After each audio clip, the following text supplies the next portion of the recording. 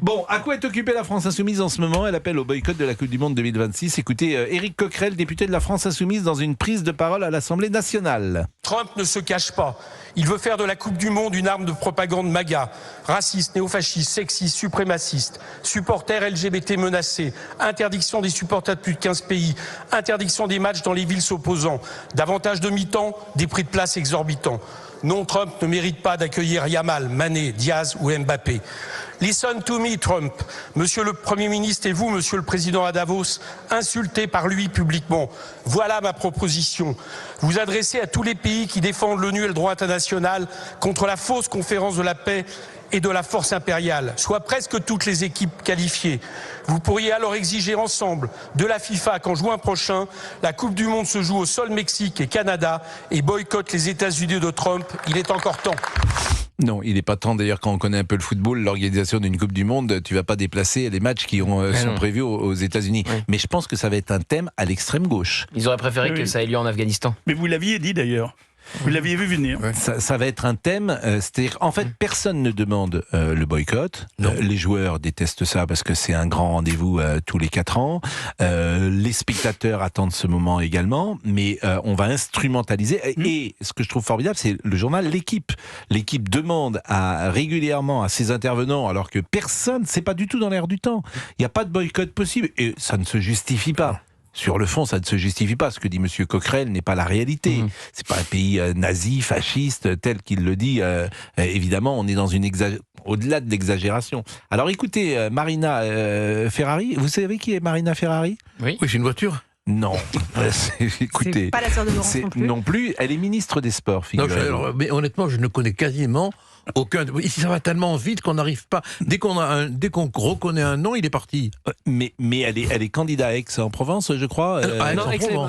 Elle est candidate à Aix-les-Bains. Rien à voir. Candidat à la municipalité. Ça n'a vraiment rien à voir. Pour être maire. C'est Aix-la-Chapelle non plus. Ça n'a rien à voir. On n'a pas le droit à l'erreur ici. C'est dur d'animer avec lui.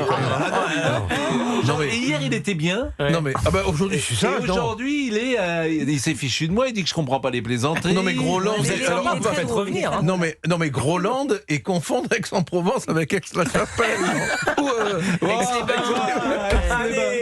Aix-en-Provence, Aix-les-Bains, Aix-la-Chapelle. Bon, écoutez Marina Ferrari, parce que je crois que c'est la première fois qu'on va l'entendre. Elle est ministre des Sports et c'est vrai qu'elle n'est pas très présente dans l'actualité. Bon, le sport. Écoutez ce qu'elle a dit et c'est une réponse à Éric Coquerel. Vous déclarez, parce que je vous écoute attentivement, que le sport est une arme politique. Non, monsieur le président Coquerel, le sport n'est pas une arme politique. Le sport, c'est un vecteur de rapprochement des peuples. Parfois, vous avez avec votre groupe une indignation qui est à géométrie variable.